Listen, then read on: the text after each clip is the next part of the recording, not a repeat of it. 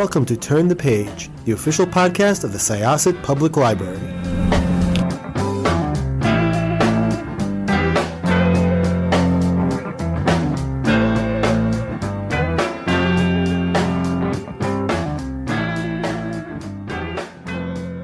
Hi, this is Jessica with Syosset Library's Turn the Page podcast. And today I am really excited to be speaking with an author who writes some off-the-walls books that I know our listeners are going to enjoy. Hi, I'm Stephanie Wrobel. I'm the author of Darling Rose Gold, and my new book is called This Might Hurt.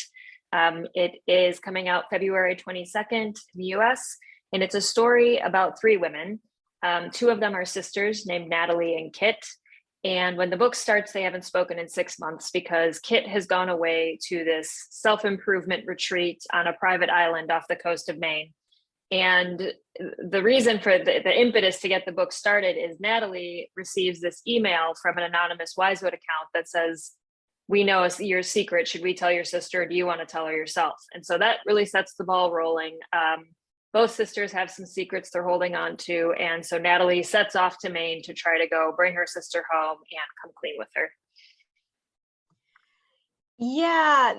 So first of all, Darling Rose Gold was really good. It is, I think, what they call those ripped from the headlines tales, because at the time, not too long before, everybody was talking about the whole Gypsy Rose, the Munchausen's by proxy story, and which is ridiculous if you know the whole story. So I know that a few of our staff members were like, "I love Munchausen's by proxy," which is a really messed up way to say that they find it fascinating.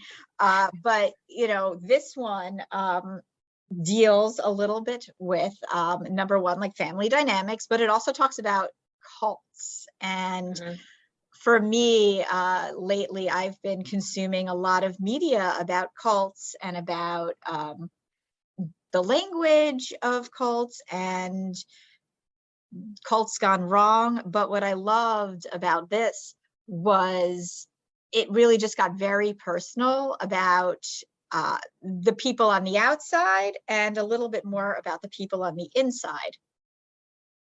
Yeah, I mean, I think the whole, I guess, what got the ball rolling for my second book was wanting to understand or try to figure out the answer to what kind of person joins a cult and what kind of person leads one.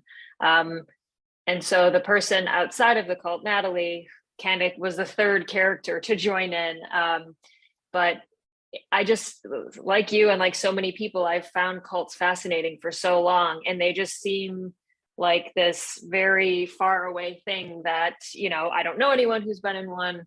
But I was in my research, I actually found only one commonality between everyone who joins a cult, and it's that they're all searching for something that gives them more purpose. You know, people, there was this quote I got from Deborah Layton, who was a survivor of People's Temple. She wrote a memoir called Seductive Poison.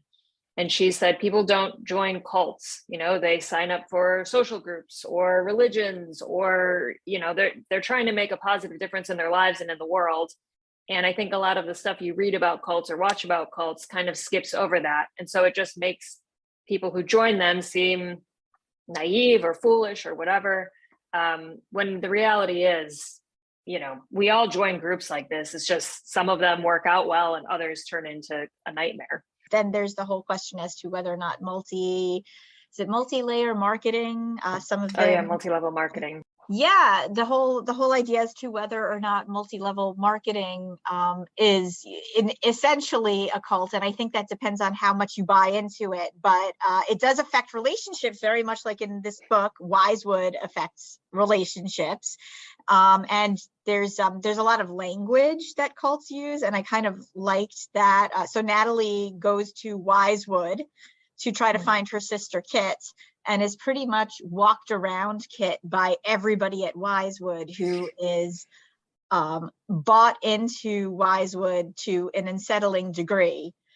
And whenever she mentions Kit, they have like this really weird reaction, and you're not really sure where where it's going to go. But they have things like, I'm trying to remember, they have like this language as to like who is in the inner circle, you know, like was it like the inner five or something like that? Yeah, they have the inner circle. The They inner have circle, right? the three principles. They have the maximized self. There's all these different sort of their own little dictionary, which I found to be very true in my research of cults. It seems like each of them does have these different levels that you can achieve, what the mission statement is. And a lot of them mean the same thing, but it just kind of sounds more, you know, like I'm part of something. I'm part of this community because I know something that the rest of the outside world wouldn't understand what this is. So yeah, that was, you know, as a lover of words, of course, that was quite an interesting and fun part of the job, was just thinking of my own little dictionary for Wisewood. It was really effective, especially having, I recently read Amanda Montell's Cultish, which is the language of fanaticism, and there's a lot of that in it. So Natalie and Kit's relationship is kind of mirrored by the relationship of another person who is in the story. And for a little bit, because the other person has a sisterly relationship as well, that was very interesting as well. So there is somebody who is coming out of a family where the father is exceptionally controlling and abusive and almost pits sisters against each other. And it was really interesting to see that play out between Natalie and Kit, who spends chasing around for a bit. Yeah, it was interesting going into it. Going into the writing of the book, I wasn't intending to write a book about sisters, but I think I wanted to find, when I decided I needed a third character who was sort of the outsider that was going to come in and try to infiltrate Wisewood, if you will. I wanted it to be someone who was more invested than a friend, like willing to put their life on hold. I mean, of course, some friends are, but I didn't want it to be as much of a sense of, I guess, like proprietary, like ownership or something as a parent, because, you know, the lengths a parent would go to is just a totally different level, I think. I mean, a lot of parents. And so I just landed on a sibling because I thought that's kind of like somewhere in between. And so it ended up, I ended up going with sisters because that's the relationship I know best, because I have two sisters. I don't have any brothers. So it was interesting to explore on the page, sort of a happy accident. It definitely wasn't my intention to write about sisters going into it. So the other part of it, because I've read a few things that you have said, was that you want to talk about who would join a cult, but also who would start a cult. And that's the other part of the story that kind of switches back and forth. And that whole journey from a family which is just like almost like under bizarre control of of a parent who just needs ownership over everything, to a child who wants to make something their own, and then suddenly it becomes cults, was fun to watch. And I hope I'm not giving too much away. No, I think it's fine. It's kind of tricky to talk about it because, you know, you've got some identified characters throughout. But yeah, I think the research that I did into cult leaders was certainly some of the most fascinating stuff that I did.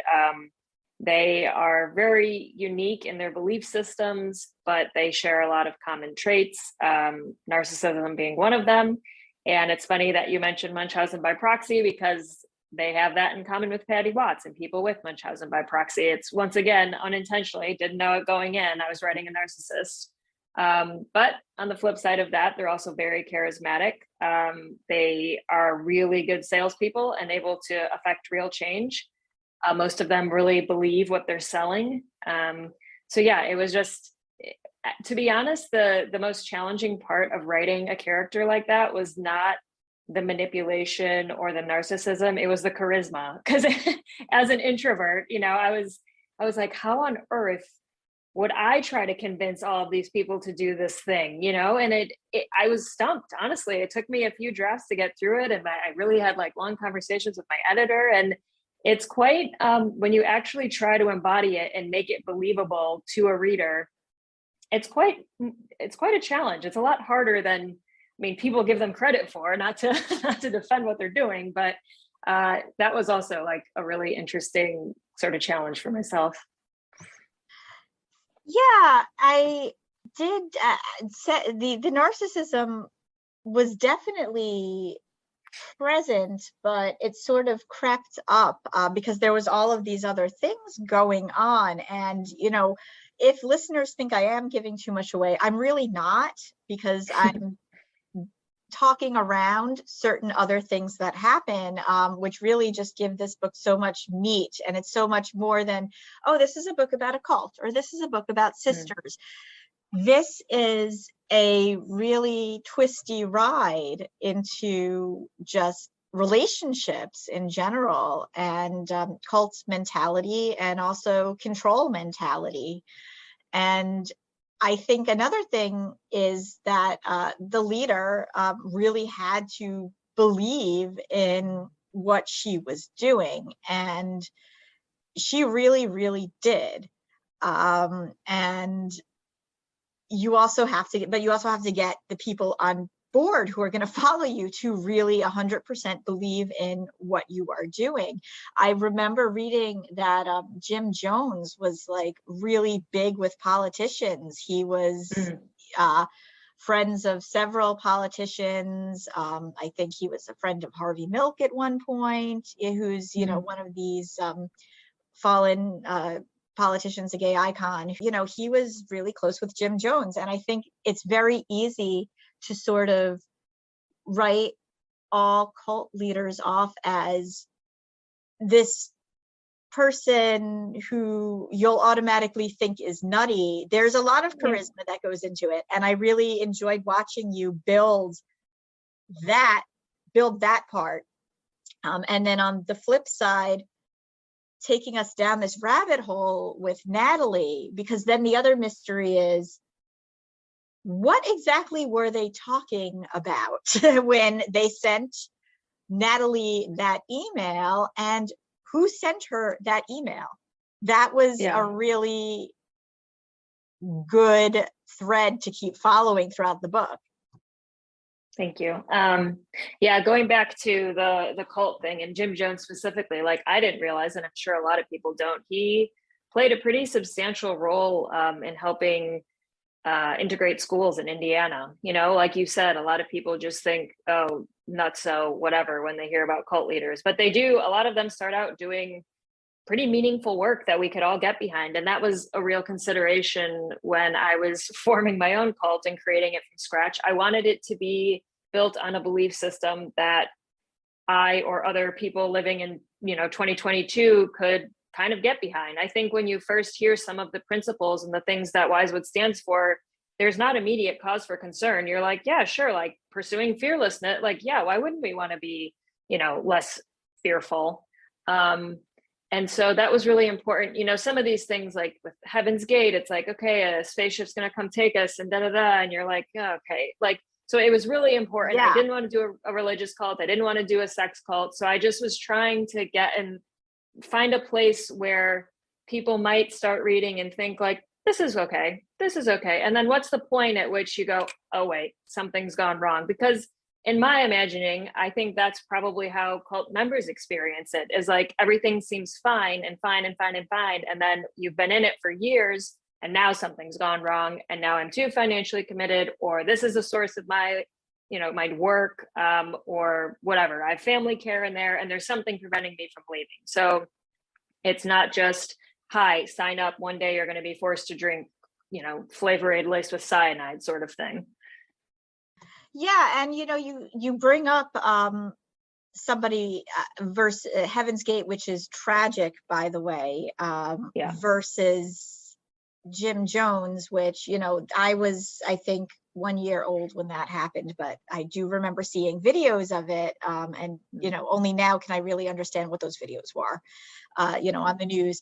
But I was a teenager during Heaven's Gate, and I remember everybody just sort of looking at the picture of, the videos of Marshall Applewhite, and, he has these wide eyes, and you're like, how can anybody follow and believe? And there's a whole story behind that, which people are welcome to look into. But in the case of somebody like Jim Jones, he had a lot of people believing, in these causes that, like, today we're like, yeah, like, it's about equality, it's about, like, defending against racism, making a safe community for people of color. And then they ended up in their own compound and things went horribly, horribly wrong. But what I liked about your cult, which is not a real cult, right? No. But I liked about your cult, no. was that it had like that real feel of what we see a lot, especially like when things are crossing our paths on social media. There's a lot of these influencers who use these buzzwords about becoming your best self, or, like, things that seem very real and very much what we want to be tangible, and would probably get a lot of followers, but you don't realize exactly what's going on until you are in too deep. Yeah. I mean, that's what I think there is. People like to look at it as cults as like a very black and white thing, but there are so many shades of gray. It's, to your point about multi-level marketing and like all these different things. It's just like, there are, parameters for what makes a cult, but like there's also a lot of shades of gray. There's plenty of types of groups that isolate you from your loved ones, and it doesn't have to be physically. It can just be you're spending a lot of time on the computer on certain websites, certain forums, whatever, and like now you're identifying with different belief systems than you ever did before, sort of thing. So I think it's just fascinating to me to be able that people are able to do that, that the leaders are able to pull it off and get away with it. Even more so when it's done remotely. It's one thing if, like with Wisewood, everybody's isolated on this island, you don't really have anywhere else to go. Like the only people that you have to lean on are these strangers. So of course that makes you bond quicker, et cetera. But, some of the stuff where you're physically still around your family and friends all the time, like with Nexium or something, is even more astounding. Where do you go next from this? Because this was a really good read. I think it's going to hit a lot of points that people are going to enjoy, especially the familial relationship. I think there's definitely just so much need for exploring dysfunction in families or secret in families, because I think everybody who's in a family who has siblings especially can sort of relate to that. It brought together a lot of threads to the cult story that I think will invite people in who might not be like me, like, oh, cult stories, I would love to read this because I find this fascinating. Do you have something else you would like to write about in the future? I've got the first draft of my third book written, which is about an American woman who is living in this giant manor in the English countryside all by herself. She hasn't spoken to anyone in 2 years. She has not left her house in 2 years.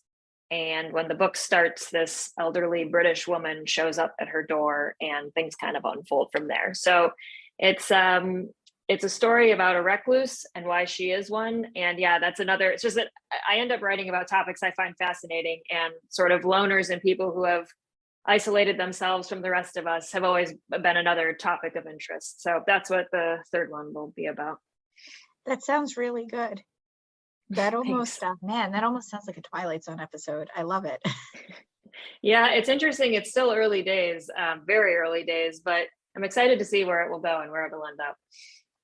So is there anything that you recommend that you've been reading before we wrap up?